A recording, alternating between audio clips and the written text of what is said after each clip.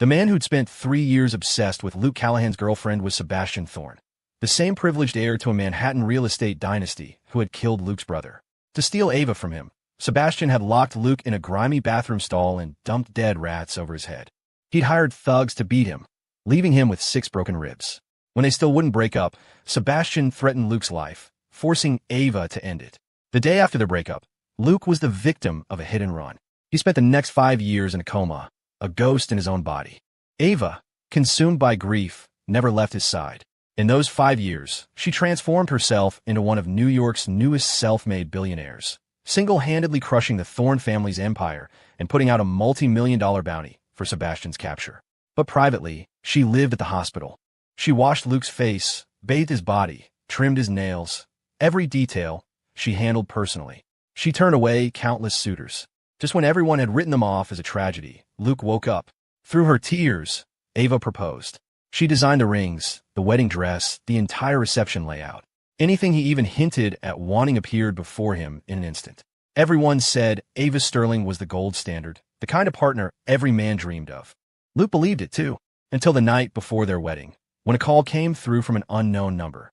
Ava has a beautiful mouth, the voice purred. She knows how to whisper all the right things. And she's very flexible. The phone slipped from his grasp, cracking against the hardwood floor. The man on the other end of the line was Sebastian Thorne. The screen shattered into a spiderweb of glass, a shard digging into Luke's palm. The call was already disconnected, but a moment later, a text message illuminated the fractured display. It was an address, a mansion in Greenwich, and a taunt. She's coming over tonight. Want to see for yourself just how flexible she is for me? Luke's eyes were glued to the screen. He gripped the phone, his hand ice cold, his body paralyzed. After a long moment, his rational mind kicked in, trying to dissect the message. Putting aside whether it was really Sebastian, it made no sense. He was the reason Luke had lost 5 years of his life. Ava, who had spent that time guarding him, hated Sebastian with a vengeance. How could she possibly know where he was and not call the police? Besides, ever since he'd woken up, Ava hadn't spent a single night away from him. Just as that thought solidified, another message buzzed through. It was from Ava. Luke, I got tickets for that indie movie we want to see. I'll pick you up tonight. A wave of relief washed over Luke. The knot in his chest loosened. He copied the unknown number, ready to paste it into his chat with Ava. But before he could, a new message from her popped up.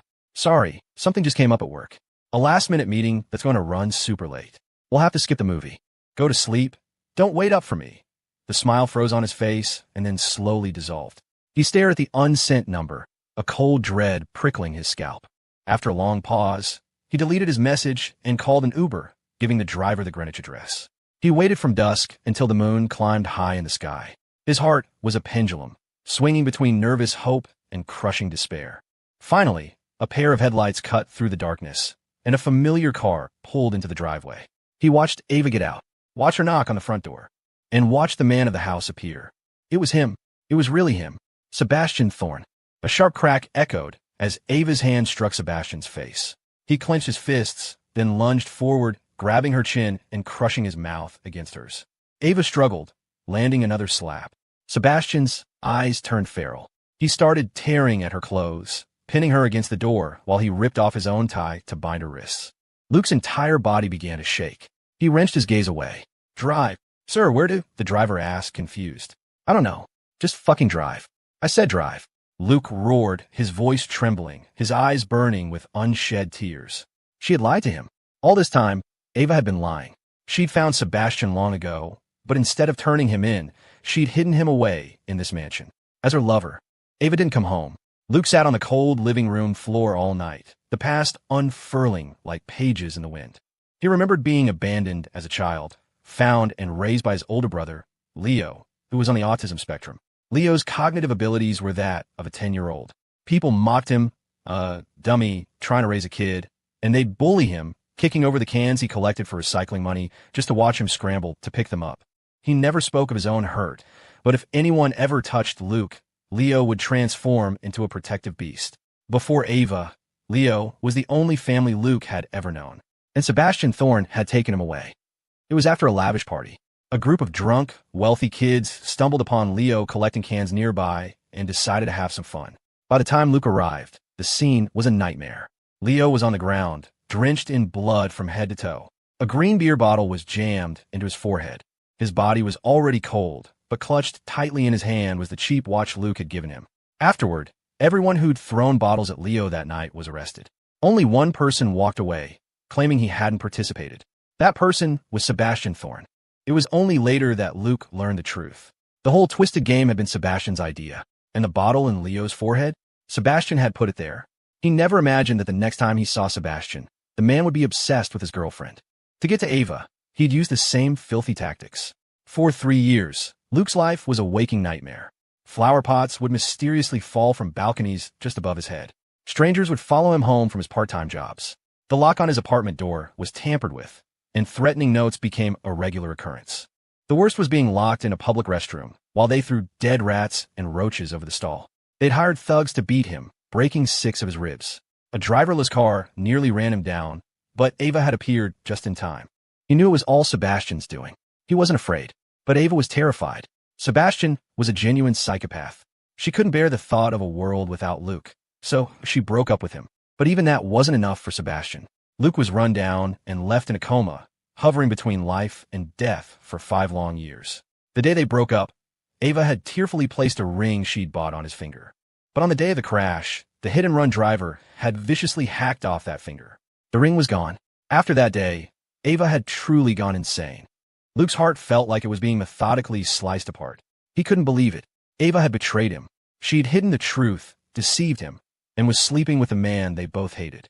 His left ring finger had been surgically reattached, but the phantom pain of that long-ago amputation now felt like it was centered in his heart. It hurt so much he could barely breathe. All he wanted was an explanation. But Ava never came home. Instead, what arrived was a video from Sebastian. In it, Ava was pleasing him, making his face flush with pleasure, making him utterly, disgustingly content. As dawn broke, Luke numbly picked up his phone and made a call. "You once told me that if I signed over all my shares in your company, you'd give me the video of Sebastian hurting my brother. Is that offer still on the table?" "Of course it is. But are you willing to do it?" Luke's fist tightened. "I am. I have one condition, though. Don't worry. It won't be difficult for you. I'll tell you what it is in a few days." The person on the other end hesitated for only a second before agreeing. After hanging up, Luke immediately dialed another number. "Detective Miller? I need to report something. I found Sebastian Thorne." When Luke arrived at the precinct, he saw Sebastian Thorne walking out of an interrogation room. Sebastian casually brushed off his jacket, his eyes filled with mockery as he looked at Luke. "You can't just arrest people without evidence. Are you telling me the word of any random stray is enough to go on?" Luke clenched his fists, about to lunge forward when a hand grabbed his arm from behind.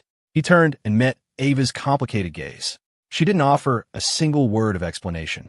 Instead, she looked past Sebastian to Detective Miller, who had handled Leo's case years ago. "Detective," she said, her voice even, "you've questioned him. I can take him now, right?" Miller's face was grim. He glanced from Ava to Luke. "Ava, what is your relationship with him? How can you do this to Luke?" The hand gripping Luke's arm tightened, as if afraid he would bolt. But Ava's expression remained serene. "Detective, that's my private business." Her words hit Luke like a physical blow, threatening to shatter his heart. The tips of his fingers went cold. He numbly pulled his arm free. "Detective Miller, I need to talk to you." Luke and Miller spoke in his office for a long time. When he came out, Ava was still waiting by the door. Seeing the cold emptiness in his eyes, she grabbed him again. "Luke, that's not Sebastian Thorne. Get in the car. I'll explain everything when we get home." Luke shoved her away, his eyes brimming with hatred. Across the lobby, the man sitting in a luxury sedan watched them with a smirk, looking like he'd won the world. He whistled sharply at Luke. "Mr. Callahan seems to have a misunderstanding about me. Thinks I'm someone he despises. Why don't you let me clear things up for him?" At his words, Ava's face darkened, and she shot him a warning glare. Seeing this, Luke suddenly strode toward Sebastian's car. Ava grabbed his wrist again, but the ice in his eyes made her flinch. "Didn't you hear him?" Luke spat, yanking his arm away. "He wants to explain it to me." He got into the car, sitting beside Sebastian. Ava had no choice but to follow in her own car, keeping a close eye on them. But she forgot that Sebastian used to be a race car driver. He floored it, running 3 red lights and leaving her far behind. "So, Luke Callahan, what do you want to hear?" Sebastian sneered. "Want to hear how Ava bankrupted my family and drove my father to suicide, only to keep me right under her thumb? Want to hear about all the times we screwed while you were lying in a hospital bed? Or do you want to hear exactly how we had fun with your brother before he died?" He grinned, a predator enjoying the kill. Luke's blood ran cold. His hands balled into fists. Let me think, Sebastian mused. What was his face like when the bottle hit his head? TSK. It was so long ago, it's a little hard to remember. Sebastian, you son of a bitch. Luke roared, finally snapping. He threw a punch. But in that split second, Sebastian wrenched the steering wheel hard, and the car slammed head-on into a concrete barrier. There was a deafening crash.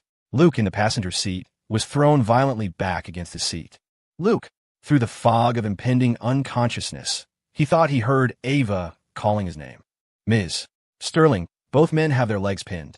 If we rescue one, the other's legs will suffer more severe damage. We're out of time. You have to choose who to save first. Blood from a gash on his forehead streamed down his face. He fought to open his eyes, but all he could see was a blur. He couldn't die. His legs couldn't be ruined. He had to bring his brother's killer to justice. Save him first. He's always been so proud. He couldn't live without his legs. Ava's hand was pointing at Sebastian in the driver's seat. When he opened his eyes again, Luke fought through a wave of agony and instinctively reached for his legs. The movement startled Ava, who was sitting beside him. She shot up, grabbing his hand. It's okay, Luke. I'm here. The doctor said your legs were under pressure for too long. You just need to rest for a while. Hearing her voice, Luke's body went rigid. The words from before he passed out echoed in his mind. Save him first. He's always been so proud. He couldn't live without his legs. Between him and Sebastian, Ava had chosen Sebastian. His heart felt like it was bleeding out. He looked at the woman before him, tears welling in his eyes. Ava, do you remember my brother? Her voice was low when she finally answered. I remember. How could she forget? Years ago, she'd been cornered in an alley by school bullies. It was Leo who had shielded her, taking the worst of the blows. It was Leo who, in his simple way, told her to stay in school and walk the right path.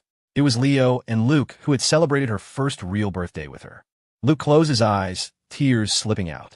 If you remembered, you wouldn't forget how he died. His voice was stone. I'm asking you one more time. Is that man Sebastian Thorne? His question landed with a heavy thud in the silent hospital room. He stared at her, unblinking. Ava looked down. He isn't anymore. Luke's mind exploded. Her words echoed over and over. Luke, Sebastian grew up abroad. His parents never cared about him. He just fell in with a bad crowd here and acted out. What happened to your brother? It had nothing to do with him. Nothing to do with him. He trembled with rage, staring at her in disbelief. He couldn't believe those words were coming out of her mouth. Ava didn't answer. Instead, she leaned over him slowly, her hand reaching under his pillow and pulling out his phone, which had been recording. Luke's eyes widened. He tried to grab it back, but she had already hit delete. She handed the phone back to him, her palm cupping his cheek. Her eyes held a sick, possessive adoration. Don't worry, Luke. I love you. But Sebastian was my first. I can't just cut him out completely. But my husband, she whispered, will only ever be you. Her hand moved to the back of his head, gently guiding him toward her. She pressed a soft kiss to his forehead, but it felt as cold as ice. A bitter sting filled his eyes. He remembered what Detective Miller had told him. Sebastian Thorne is a foreign national. We've run every test we can, and the results show this man isn't him. Luke, to make an arrest, we need hard evidence. Luke reached under the other side of his bed and pulled out a second phone. Ava had underestimated him. He didn't trust her anymore. He was going to get his revenge, and his eyes would be fixed on her and Sebastian. He turned on the phone, intending to pull up the new recording, when a news alert popped up about the car crash. The lead photo showed Ava, frantic, climbing into the ambulance with Sebastian. Meanwhile, Luke was still slumped in the passenger seat, covered in blood, waiting to be rescued. In the comments section, nearly everyone mistook Sebastian for him, praising Ava's unwavering devotion. Luke's lips twisted into a bitter, mocking smile as he deleted the notification. During Luke's hospital stay, Ava came every day. She would bring homemade meals and lay them out before him. And every time, he would sweep them all onto the floor. The sound of shattering ceramic echoed through the room. Ava knew he was angry. She rubbed her temples, frustrated. Luke, you can be angry, but you still have to eat. His only response was silence. Every time she brought food, he smashed it. The commotion was impossible to ignore, and soon, the hospital gossip reached his ears. Ms. Sterling's fiancé really takes her for granted. I know, right? He has a beautiful, successful woman devoted to him, and all he does is push her away. I don't get it. I heard that when he was in a coma, she took care of everything by herself. So many powerful men were after her, and she turned them all down. A woman like that, and he's still not satisfied. He'll be sorry when some other guy finally sweeps her off her feet. A woman like that? Luke watched her back with a scornful smirk. Ava remained unfazed by the mess on the floor. She bent down, carefully picking up the broken pieces and sweeping the floor clean, afraid a shard might cut his foot. Then, she stood and faced him directly. Luke, you don't have to worry. My feelings for him are nothing compared to my feelings for you. Luke looked at her with pure derision. Ava's declarations of love were just another lie meant to fool him. He pushed her away coldly. Ava, you make 2 identical meals every day. You leave one here with me, and you take the other to Sebastian's room. Every time I throw you out, you pretend not to care, but it's because you never planned on staying long anyway. Is that what you call having deeper feelings for me?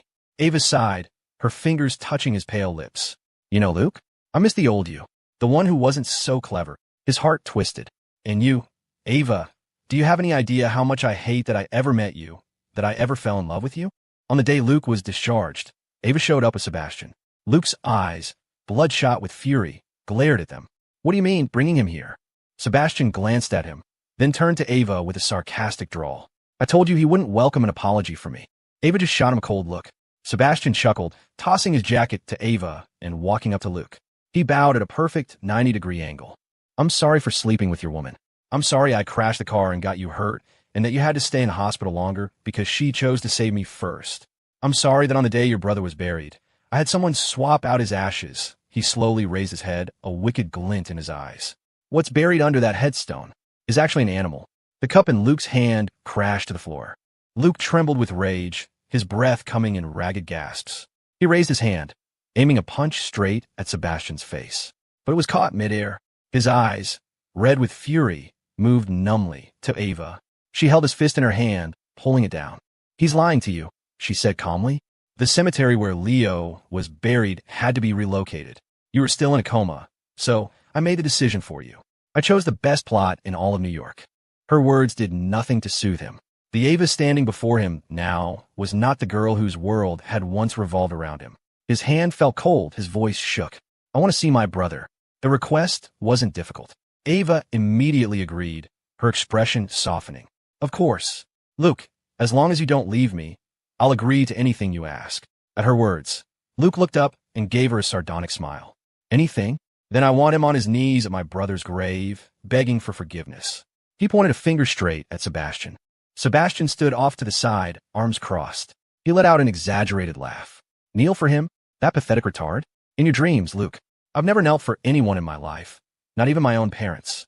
What makes you think I'd do it for him? What makes your bastard brother worthy? Enough. Ava's sharp command cut him off. Sebastian's face flushed with anger. He opened his mouth to retort, but before he could, Ava strode over, grabbed his arm with enough force to leave red marks, and dragged him toward the door. I brought you here to apologize, not to provoke Luke. If you can't use your mouth to say you're sorry, then I'll find someone who can teach you. She yanked him out of the room, leaving Luke alone. Luke felt like an empty shell. He numbly took out his phone and exported the audio recording he'd just made. After packing his things, he walked slowly out of the room. As he passed the supply closet, he heard a woman's soft, broken moans from within. He was about to walk past, expressionless, when he heard his own name, and his feet froze. Huh, you feel that sorry for Luke Callahan? Looks to me like you just need a good fucking. Be gentle. If I didn't care about you, I wouldn't have dragged you out of his room. Were you really going to go kneel for that dead brother of his?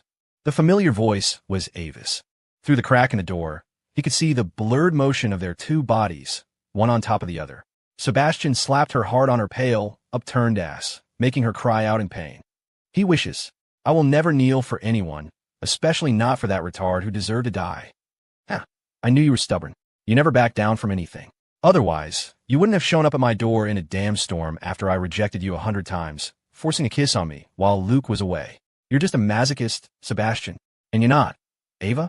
Don't forget, you were the one begging me to fuck the rage out of you, crying for me to try out every piece of equipment in my playroom on you. You always said you were so tough. Here, let me show you where you're softest. He thrust upward violently. Ava couldn't hold back a sharp gasp.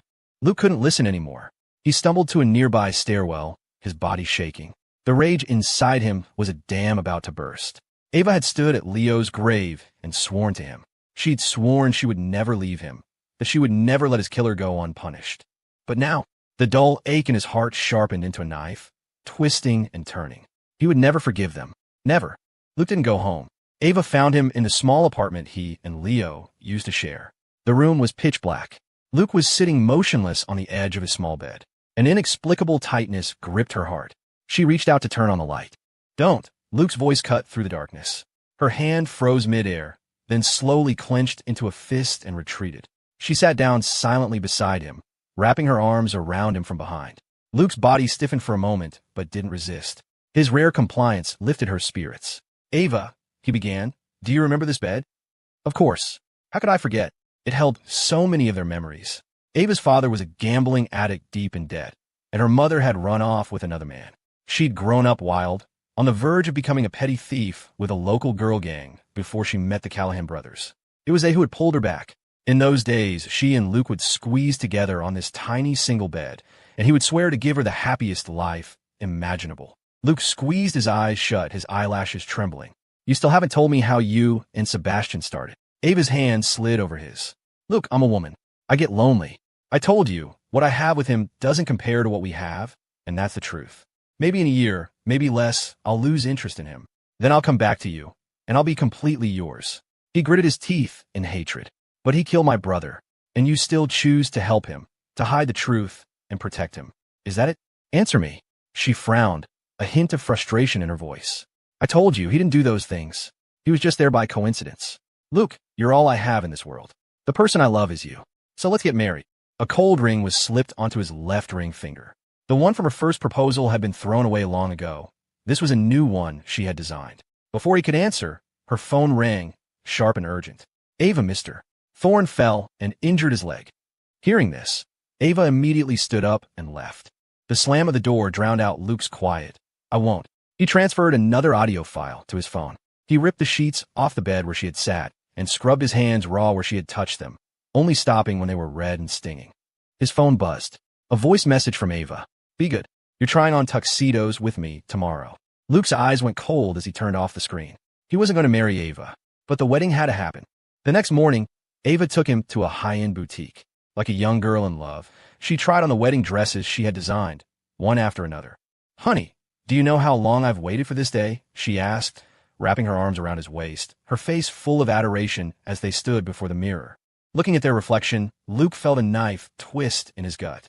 He had waited for this day for a very long time, too. But Ava had destroyed it all with her own hands. The phone in her pocket buzzed for what felt like the 10th time. Luke's eyes were full of scorn. "You should get that." Ava's expression tightened. She walked to a corner to take the call, returning a few moments later. "Sorry, Luke, I can't do dinner tonight. Don't you have plans to meet up with a friend? I can drop you off now." Luke knew it was Sebastian on the phone. He didn't call her out on it, just coldly took off his jacket. "Don't bother. I'll go by myself." Halfway to his destination, Luke realized he'd left something at the boutique and turned back. When he walked in, the store was empty. Then he heard a noise from a back room and walked toward it. "I don't know what to do with you. This tuxedo isn't even your size, and you still insist on trying it on." "Huh, why don't you tell me then? What's the difference between his size and mine?" Ava raised an eyebrow, her finger tracing a line across Sebastian's chest. "Do you really want me to say? I'm afraid it'll hurt your feelings." Sebastian's eyes darkened. He pulled Ava onto his lap, her wedding dress sliding down. Right there, on top of the gown she had just tried on for Luke, they became a tangle of limbs. Luke's vision went red. A wave of nausea washed over him, and he turned to leave. But then he heard Ava's voice again. "I'll marry Luke in public, and I'll get a marriage license with you in private." "That's fair, Sebastian." Luke froze. As shameless as he knew Ava was, he never imagined she would devise such a scheme to humiliate him. Her love was fake. Her promises were fake. And now, even their marriage would be fake. Ava threw herself into planning the wedding, seeing Sebastian less and less. Finally, he couldn't take it anymore. He went behind her back to find Luke. The moment he stepped into Luke's apartment, he took off his sunglasses, his jealous eyes glinting with a sneer. "Luke Callahan, did you really think I was joking that day? Your retard brother's ashes. Are you sure you don't want to confirm what's in that urn?" His words were a thunderclap. But for Sebastian, it wasn't enough. He grinned, pulling out his phone and holding it in front of Luke's face. A video started to play. "Bark. Come on, fucking bark like a dog. If you do it, I'll give you back the watch. Sebastian, he stinks of poverty. Get away from him before you catch something. Let me handle this. Give it back. My brother gave that to me. Please give back. Ha ha. This moron has a brother? What's a moron's brother? A bigger moron. Ha ha ha. Get him. Smash him with the bottles. If he dies, it's on me. If he doesn't, I'm done with all of you." The sound of shattering glass filled the air, followed by a man's agonized screams that seemed to shatter Luke's eardrums. He began to tremble uncontrollably, his muscles seizing. His face was ghostly pale, his lips bloodless. When a broken half of a bottle was driven deep into the man's head, he finally broke. "Earg, I'll kill you!" he screamed, lunging at Sebastian, his hands closing around his throat. Sebastian fell to the floor. Seeing the madness in Luke's eyes, he reached for a nearby vase, but then he saw a figure in the distance and pulled his hand back. "Luke, let go." Ava tore Luke off of Sebastian. "It was him. He killed my brother. Look at his phone if you don't believe me." Luke cried out, tears streaming down his face. Ava picked up the phone. After scrolling through the gallery, she found nothing. "It's not here. Impossible. He must have deleted it. Get someone to recover the video. Do it now." Slap. A sharp, stinging blow landed across Luke's face. The world went silent. His cheek went numb. A ringing sound filled his ears. Suddenly, he jerked his head up, shoved Ava away with all his strength, and ran out without a backward glance. By the time he reached the cemetery, it was pouring rain. He watched as a groundskeeper dug up the plot, shovel by shovel, his heart feeling as if it were being crushed by a boulder. The examiner looked up in surprise. "Well, These aren't human remains." A metallic taste flooded Luke's mouth. Cough. His body crumpled backward. When he woke up, Ava's assistant was standing by his bed. "Mr. Callahan is..." "Sterling said you are to stay in the hospital and reflect on your actions. The wedding will proceed when you realize you were wrong." The assistant turned and left. Luke lay in a hospital bed, his face ashen. He numbly dialed a number. Not long after, several men disguised as doctors wheeled him out of the hospital. As they passed the obstetrics wing, two familiar figures walked by. His cold eyes held not a shred of emotion anymore. "Ava, you and Sebastian owe me a debt, and I will make you pay for it in blood." Ava stood outside the doctor's office, a sudden, sharp pain seizing her heart. She instinctively looked up, but her view was blocked by a group of people. Around the corner, a man in a wheelchair, his face obscured by a low-brimmed hat, disappeared from sight. An inexplicable feeling washed over her. Why did she feel like that man was Luke? He was probably still in his hospital room, fuming at her. She knew she had hit him too hard that day. But her two men were like oil and water, their constant tension putting her under immense pressure. She was at her wit's end. She had already shown Luke so much favoritism. Why couldn't he just try to understand her? A voice over the intercom called her name, pulling her from her thoughts. She stood and walked into the exam room. When she emerged, her expression was serious. Sebastian rushed to her side. "Are you?" "No." Ava let out a breath of relief she hadn't realized she was holding. Sebastian noticed. His smile froze. "You don't want my child?" Ava didn't answer, instead glancing at her watch. "I have a meeting this afternoon. You can get a cab home." She started to turn away, then stopped, a warning glint in her eyes. "Sebastian, poking holes in condoms? This is the last time." Sebastian's breath caught in his throat. He stared at her with hatred. For Ava, he felt a volatile mix of love and loathing. He hated her. If it weren't for her single-minded quest to destroy his family, he would still be the untouchable heir of the Thorne Empire. The name Sebastian Thorne should have been etched into the mind of every New Yorker. When had he ever been this pathetic? And yet, he was hopelessly in love with her, reduced to sharing her with another man. His eyes burned with rage, but as he looked at her flawless face, a slow smile spread across his lips. He leaned down without hesitation and captured her mouth in a searing kiss. His body tensed against hers, a blatant, physical reminder of his desire. A flush of heat rose in Ava. She looked into the eyes of the man, kissing her so recklessly in public, his hand sliding down from her breast. She grabbed his wrist. "This is a hospital." He nibbled her earlobe. "Don't pretend. We've done it here before. Are you still leaving?" There weren't many people around, and no one was paying attention to their corner. Seeing this, Sebastian grew bolder, but Ava grabbed his arm and dragged him away. The elevator had barely reached the second basement level when Sebastian pinned her against the wall. They stumbled toward their car, and the moment they were inside, they were wrapped around each other like snakes. The temperature inside the car skyrocketed. She leaned down, her lips tracing a path over his hard abs. Just as she was about to continue, her phone rang. Sebastian reached to silence it. Annoyed, but Ava slapped his hand away. "You found it? I'm on my way." Sebastian stared, stunned, at his rejected hand. He watched as Ava calmly pushed him off, sat up straight, and began buttoning her blouse. "You're leaving? Where are you going?" He couldn't believe it. They were half undressed, yet she could just switch off and talk about leaving. She was never like this before. Back when Luke was still in a coma, a man who couldn't move or speak, she had played the part of the chaste, devoted woman for the world, as if no one but Luke existed for her. But only he knew the truth. Only he knew how much Ava needed a man.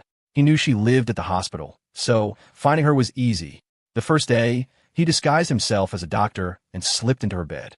She was furious, shocked, nearly strangling him, but she never pushed him away. With red-rimmed eyes, she gave in to a desperate, resentful passion with him in the bathroom, over and over again. The next day, he was a maintenance worker. The day after, a food delivery guy. He watched her hate him and crave him in equal measure. The more she hated him, the more she couldn't stay away. "Where are you going? Let me come with you." He wrapped his arms around her from behind, his grip tightening instinctively. A flicker of impatience crossed Ava's face. "Sebastian, I preferred you when you were cold and looked down on everyone. Needy? I don't like it." With that, she pried his hands off and pushed him out of the car. Sebastian watched her drive away, his teeth grinding together. As soon as she was out of the parking garage, Ava rolled down the windows, trying to air out the cloying scent of Sebastian's cologne. The fragrance she once found alluring now gave her a throbbing headache. Compared to this, she much preferred the clean, natural scent of Luke. She hadn't thought much of it before, but after being assaulted by synthetic fragrances for so long, her senses now craved that subtle, fresh aroma. Ava picked up her phone and dialed the number back. "That limited edition puzzle, I don't care what it costs. I want it." It was a puzzle Luke had been searching for a long time. She knew he wanted to place it at Leo's grave. He wouldn't ask her for help, but she had already sent people to find it. It had always been this way. Whatever Luke wanted, Ava would get for him, no questions asked. She had always said that no one could ever mean more to her than Luke, not even Sebastian. For that puzzle, Ava skipped dinner and flew to Philadelphia. She stated her purpose clearly, willing to pay any price. "Ms. Sterling, if you don't mind my asking, is this puzzle for your fiancé?" The young woman selling it asked curiously. Ava was surprised. "You know my fiancé?" "No, but I've read the news about you two." "Ms. Sterling, you were so good to him. You stayed by his side while he was in a coma. And now that he's awake, you're flying all the way here just to buy something he likes." The woman's praise made Ava flash a guilty smile. On the flight back, Ava tried calling Luke, but he never picked up. A wave of irritation washed over her. She put her phone down, shaking off her exhaustion, and rubbed her temples. "How are the wedding preparations coming along?" "Everything is ready, Ms. Sterling," her assistant replied, but he hesitated, looking like he had more to say. Ava's brow furrowed. "What is it?" "Ms. Sterling, Mr. Thorne called earlier. He seems to have found out that the marriage license you got with him was a fake." Sebastian never imagined something so absurd could happen to him. The housekeeper had spilled a bowl of bitter herbal medicine, soaking the marriage license he kept on his desk to admire. He'd slapped her across the face in a rage, but ultimately had no choice but to go to the city clerk's office for a replacement. "I'm sorry, Mr. Thorne, but this document is a forgery. We can't issue a replacement. Furthermore, are you aware that possessing a fraudulent document is illegal? By law, we are required to confiscate this." Sebastian froze, then exploded. "Impossible. How dare you say my marriage license is fake? Do you know who my wife is? Get your supervisor in here now." The commotion drew stares from everyone in the office. The clerk, exasperated, led him into a back room to review it again. "Look, the seal is incredibly crude. It's obviously fake. Anyone paying attention would know not to use a stamp this phony. And your wife's name? Ava Sterling? She's more famous than most celebrities. Everyone in New York knows how devoted she is to her fiancé. Didn't you do a background check before you got married? You can't just forge a license with a famous person's name on it. Besides," the clerk added, "I personally processed Ms. Sterling's expedited marriage license. I know who her husband is. You can look it up online right now. His name is Luke Callahan." Crash! The vase on the desk was smashed to the floor. A shard of porcelain sliced across the back of Sebastian's hand. His face contorted into a mask of pure rage. "Ava, you lied to me." He stormed out of the office.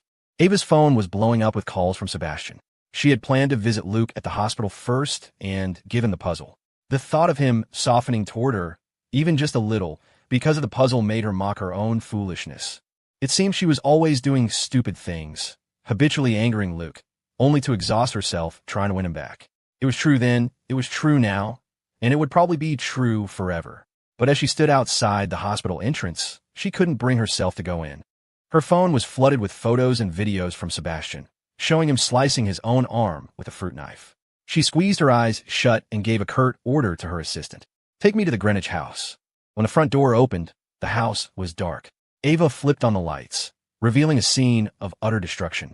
Sebastian had smashed everything he could get his hands on, including Ava's prized art collection. He sat on the sofa, pale and disheveled, a blood-stained knife at his feet. You finally decided to show up? Ava, you fucking lied to me. What am I to you? A pet? He roared, his voice echoing through the massive room. He grabbed a pillow and hurled it at her. But Ava's eyes were unervingly calm. After a long moment, a sly smile touched her lips. Sebastian, she said, looking at the broken man before her. What else did you think you were? His pupils contracted as if he'd been struck by lightning. He began to tremble. He thought he had reached his limit by tolerating her back and forth between him and Luke, all for the sake of love. But he never imagined Ava had been playing him from the very beginning. His lips moved, but no sound came out. His eyes burned with a desire to tear her apart. You bitch, he finally snarled, stalking toward her. She pushed him away with a cold, indifferent shove. Sebastian's eyes were vacant. Ava, I don't believe you. I don't believe you never loved me. If you didn't love me, why would you have been with me for all these years? Why would you have helped me so much? The proud Sebastian Thorne of the past was gone.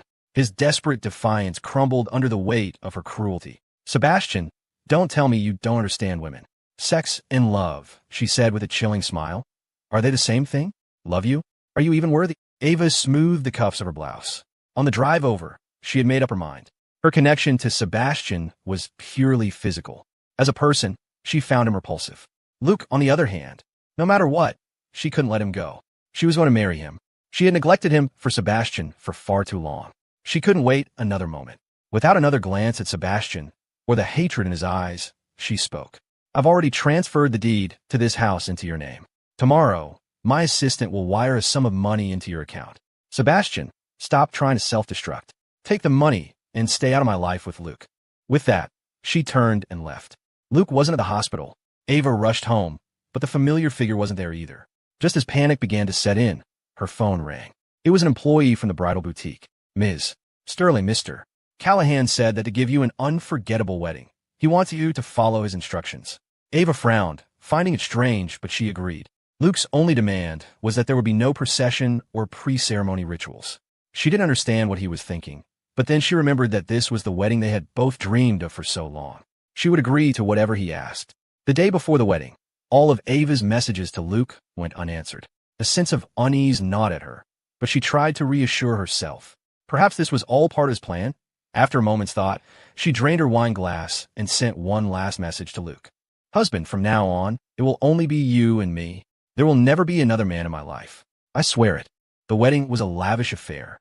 The venue was filled with rare, exotic flowers that Ava had imported at great expense. Every detail, from the main hall to the reception area, was her own design. She stood alone at the entrance, greeting wave after wave of guests, but there was still no sign of Luke. Her heart pounded in her chest. She frowned and told her assistant to call him.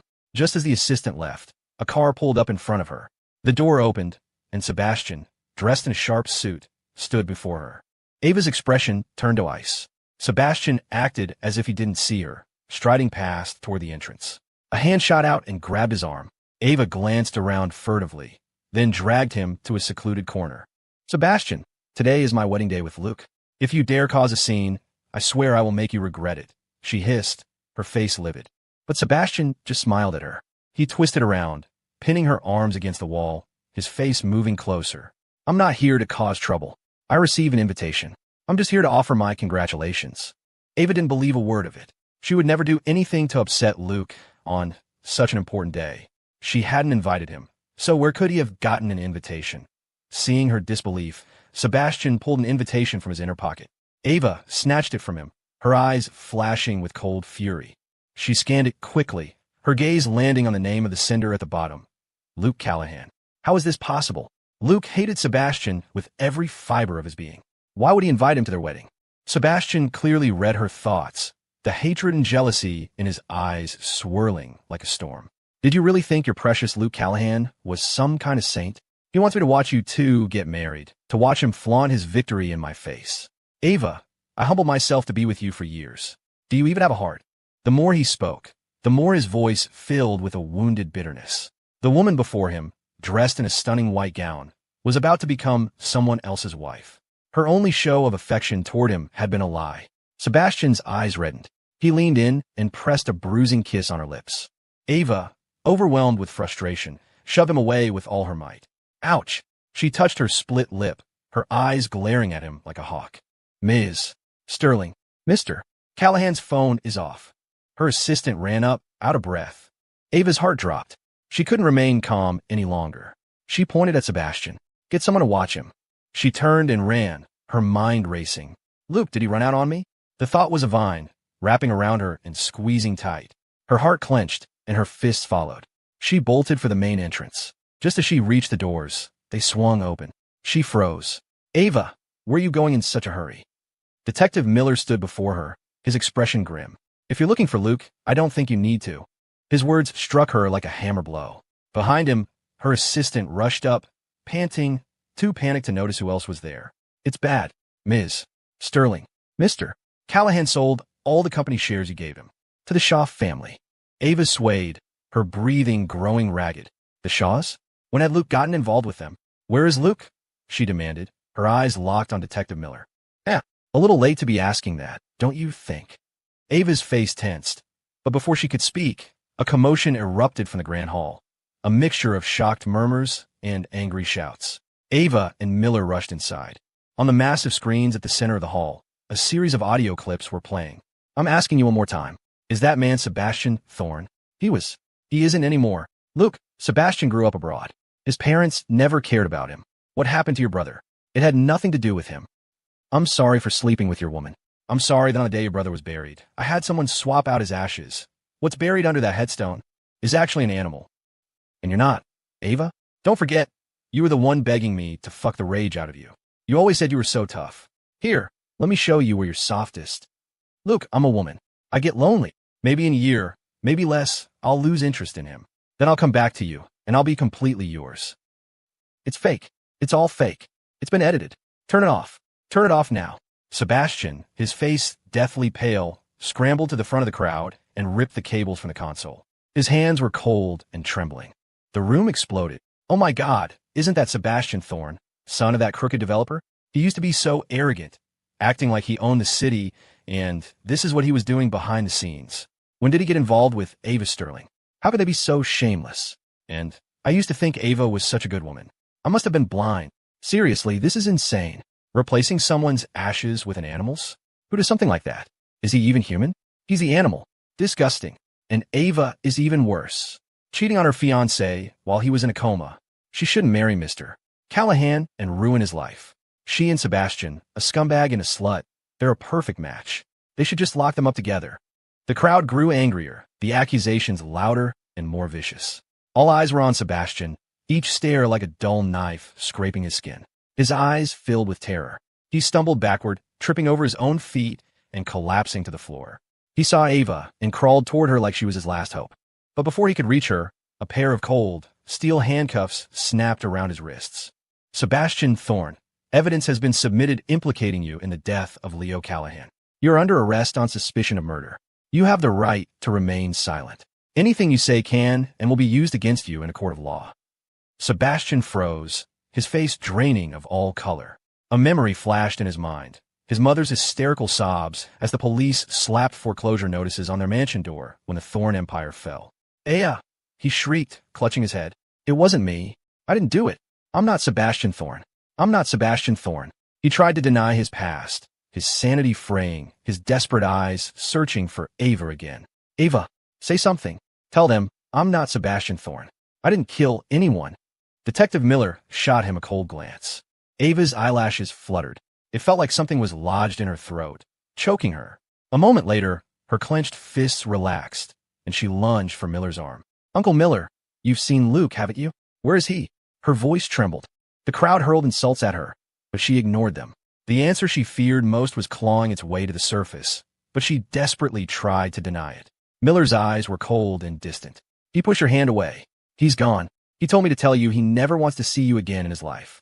The words landed, and the color drained from Ava's face. She stood, thunderstruck, unable to move.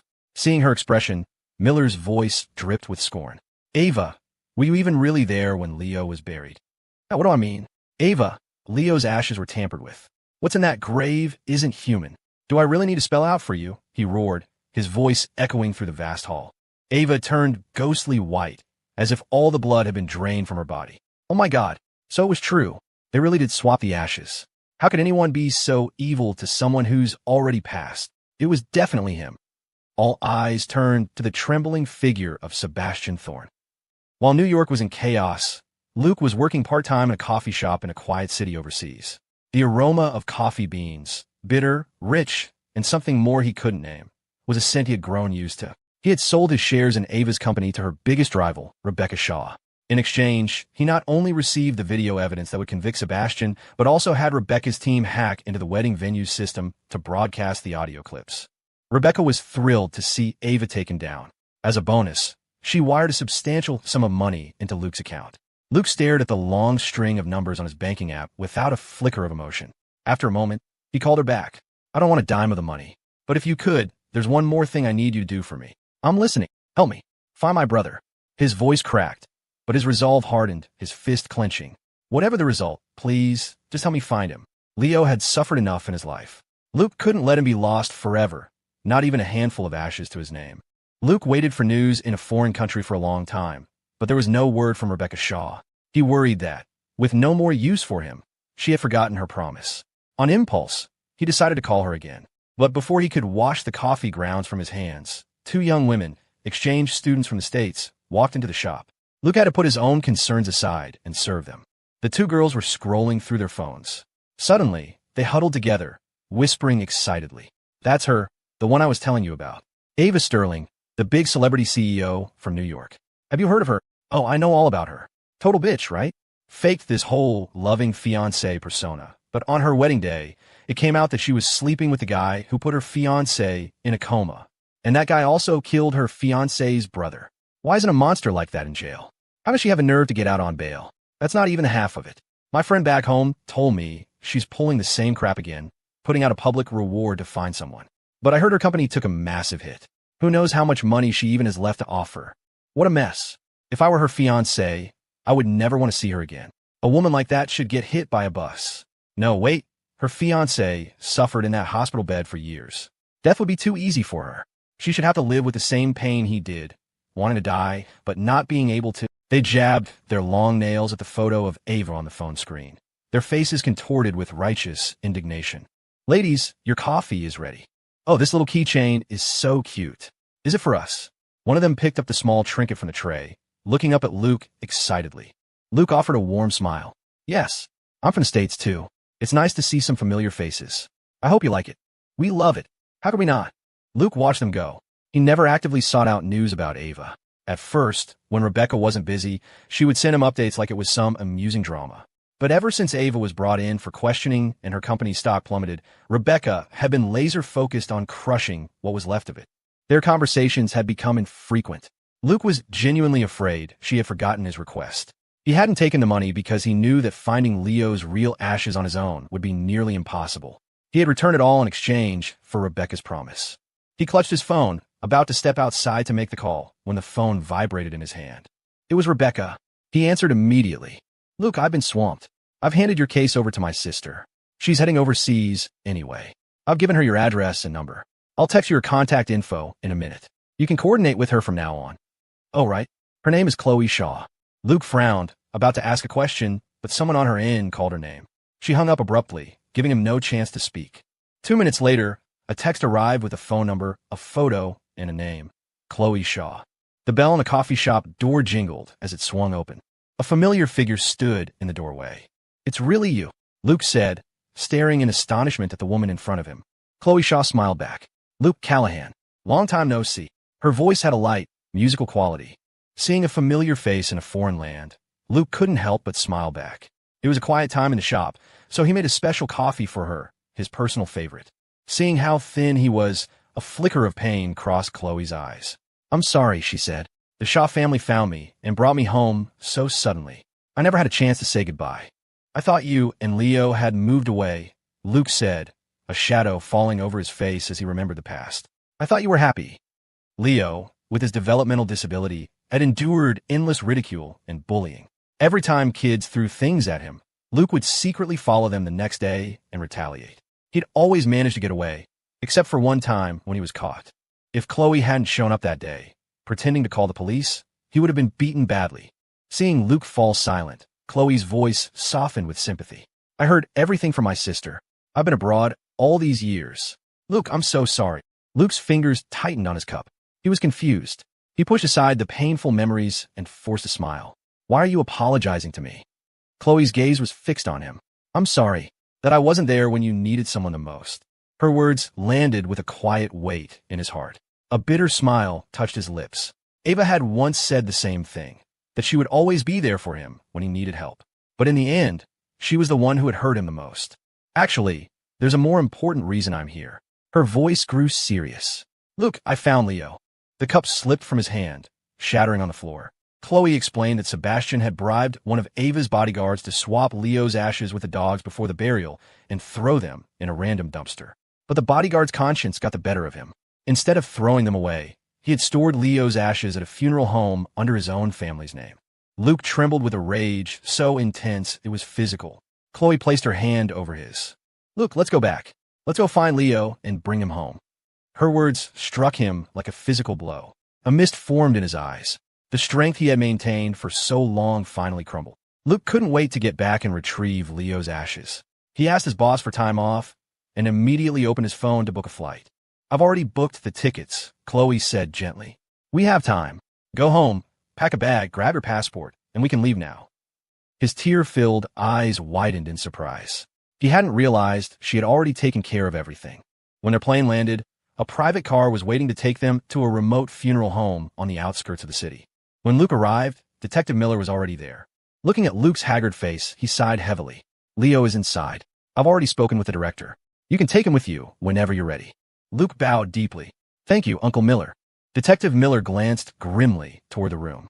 He started to leave, then turned back as if remembering something. Sebastian Thorne has been arrested. The deleted data on his phone has been fully recovered.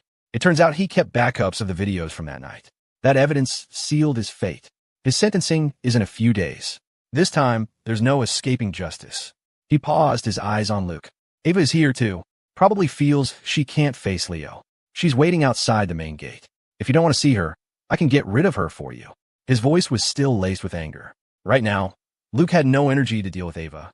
He thanked Miller again and stepped inside. Among the rows and rows of urns, Leo's was placed in a forgotten corner. He would forever be 20 years old, forever so young. Leo, Luke choked out, the words catching in his throat. I'm sorry. I'm so late. The grief was a physical force, stealing his breath. He carefully lifted the urn, holding it to his chest as tears fell onto the cold ceramic. I'm taking you home. Chloe stood silently by his side the entire time. As he held Leo, she held an umbrella over them. As they walked out, she spoke hesitantly. If you don't want to see her, I can take you out through another exit. Luke's heart felt like it was encased in ice, a chill spreading to his face. She's the one with a guilty conscience. She's the one who should be afraid to be seen. Ava had been waiting at the main gate ever since she got the news. From the moment she learned Luke had sold her shares to Rebecca Shaw, her first reaction wasn't anger, but panic. She had always seen Luke as an orphan. He had no family, no friends, no job. After years as a comatose patient, she was the only one by his side. Without Ava Sterling, where could he possibly go? Back to that old, drafty apartment? She had treated him like an accessory, an extension of herself, convinced he could only survive by clinging to her. That was why she had been so brazen, sleeping with the man he hated most, unafraid even when he found out. Because Ava had never, for a single moment, considered that Luke would one day leave her. When the main gate opened, her palms, already damp with sweat, clenched tighter. When she saw a woman standing beside Luke, her guilt and remorse were consumed by a blazing jealousy. Her eyes went red. She stormed toward them. Luke, who is she? Was it because of Leo, or because of this woman that you betrayed me? That you sold me out? She shrieked, her hand reaching for him. But Chloe slapped it away. Ava was momentarily stunned by the cold fury in Chloe's eyes. But then, as if possessed, she lunged again, swinging at Chloe's face. Chloe caught her wrist with precision and, in a fluid motion, struck Ava hard across the cheek. Ava cried out in pain, but the fire in her eyes only burned hotter. She threw herself at Chloe again, but Chloe kicked her squarely in the knee, forcing her to the ground. Her cheek was red and swollen, her knee throbbed with pain, but her eyes never left Luke. Her face was twisted with emotion. Luke, answer me. Have you been in love with someone else this whole time? Huh? A cold laugh came from Luke. The large umbrella obscured half his face, making his expression unreadable to Ava. From the moment she appeared, he showed no reaction to her being hurt, no flicker of emotion. The man who once couldn't bear to see her suffer even a single scratch now stood by like a cold observer. 1,000 tiny needles pricked at Ava's heart. His indifference, his dismissal, was like a knife in her chest, making it hard to breathe. Ava, do you have any right to question me? He said, his voice dangerously low. Do you have a right to say such things in front of Leo's ashes? I regret it. I regret ever falling in love with you. I regret that Leo ever brought you home. A piece of trash like you should have been beaten to death in that alley all those years ago. With that, he turned and got into Chloe's car without a backward glance. Ava stared as retreating back, utterly shattered. Chloe shot a cold look at the woman crumpled on the ground. The pain he's endured all these years. I'm going to pay it back to you piece by piece. Get ready. This isn't over. Just like all those years ago, when she had secretly helped Luke out of trouble. When that group of bullies had cornered him, she had found out ahead of time. She paid off an older group of thugs to take care of them, while she made sure Luke got home safely. Chloe had already chosen a beautiful resting place for Leo, and the burial time had been carefully selected. Luke buried his brother with his own hands, watching as he was finally laid to rest. When it was all done, his vision suddenly went dark. Before he could react, his body gave out and he collapsed backward. Luke! He saw her panicked face through a blurry haze, but couldn't form a word before he lost consciousness. He was adrift in darkness, but his ears were filled with noise. I can't believe how small the world is. The man you've been secretly in love with all this time is actually Luke Callahan. Rebecca, I need you to do something for me. Say no more. Do whatever you need to do. I know Sebastian's lawyers are trying for an insanity plea, and Ava is still walking free. Knowing you, there's no way you'll let that stand. Besides, while my relationship with Mr. Callahan is purely business, I sympathize with what he's been through, and he did our family a huge favor. It's only right that you help him. After Rebecca left, Chloe sat by the bed, holding Luke's hand tightly. She gently pressed her lips to it, her other hand stroking his pale face. This time, she whispered, I won't let you face it alone. When Luke woke up the next day, he found he couldn't speak. Chloe, her brow furrowed with worry, watched as the doctor examined him. Don't worry too much. The patient has been under extreme emotional distress, which has caused temporary aphonia. With some rest, his voice should return. Hearing this, Chloe let out a sigh of relief. She was about to offer some words of comfort when the doctor spoke again. Mr. Callahan, this isn't the first time this has happened, is it? Chloe's expression froze. Under Chloe's intense gaze, Luke slowly nodded. It wasn't his first time. Shortly after he'd left New York, it had happened once before. Mr. Callahan, this condition is prone to relapse. This is your second time. From now on, you must take care to maintain a calm and positive state of mind. Luke lowered his head. Chloe saw the doctor out and returned to the room, watching him in silence. He couldn't speak, and though she could, she didn't press him for details. They both tacitly agreed to leave that painful past untouched. Even though Luke tried to signal to Chloe that he was fine, she still came to the hospital every day to bring him meals. The food was always perfectly to his taste. He assumed she was buying it from a nearby restaurant and was trying to figure out how to pay her back when he overheard a conversation between her and her bodyguard. All his meals were handmade by Chloe herself. Mr. Callahan, our Miss Chloe is truly devoted to you. She won't even let the maids wash the vegetables for her. Ever since she returned to the Shaw family, I've never seen her put so much effort into anything or anyone. Luke's fingers tightened unconsciously. No wonder she had lost weight recently. He picked up a notepad and wrote, "Thank you." As he turned to go back to his room, he saw Ava standing behind him. She was covered in bruises, old and new, and looked utterly defeated. Her face was pale, her lips dry and chapped. After a moment, she spoke, her voice weak. Luke, the company went bankrupt. She stared at him, searching his eyes for any flicker of emotion. But his expression remained blank. As he turned to walk away, Ava grabbed his arm. Luke, I have nothing left now. Are you satisfied? If you're not angry anymore, Ken. As he turned to go back to his room, he saw Ava standing behind him. She was covered in bruises, old and new, and looked utterly defeated. Her face was pale, her lips dry and chapped. After a moment, she spoke, her voice weak. Luke, the company went bankrupt. She stared at him, searching his eyes for any flicker of emotion. But his expression remained blank. As he turned to walk away, Ava grabbed his arm. Luke, I have nothing left now. Are you satisfied? If you're not angry anymore, can you forgive me one more time? It was my fault. I was stupid. I thought that no matter what I did, you would always forgive me. I thought that without Leo, I was all you had, that you would never leave me. I was wrong to get involved with Sebastian. And for what happened to Leo, I'll get on my knees. I'll do anything. Luke, I swear it will never happen again. Can you please come back to me? She sobbed, breaking down in front of him. Luke couldn't identify the feeling in his chest. Was it satisfaction? It didn't feel like it. Ever since he discovered her betrayal, all he had felt was hate. The hatred had consumed all his other emotions, drained his body, leaving him too exhausted to even muster a look of disdain. When he didn't answer, Ava reached for him again, but the bodyguard stepped between them. Ava recognized him as one of the Shaw family's men. A wave of helpless, humiliating anger washed over her. You're really with her? Luke, wake up. You've been fooled once. How can you be so clueless? The Shaws are a powerful dynasty. Do you think they're anything like me? Someone who built everything herself? Chloe may be their long-lost daughter, but her parents dote on her. Her husband will be some blue-blooded heir, not a penniless nobody like you. The words had barely left her mouth when she realized her mistake. She looked at Luke in a panic. I didn't mean that.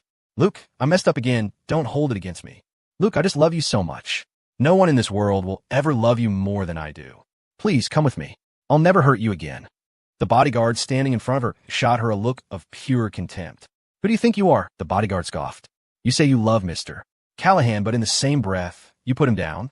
I've never seen someone try to pass off emotional abuse as love before. And how would you know our Miss Chloe isn't sincere?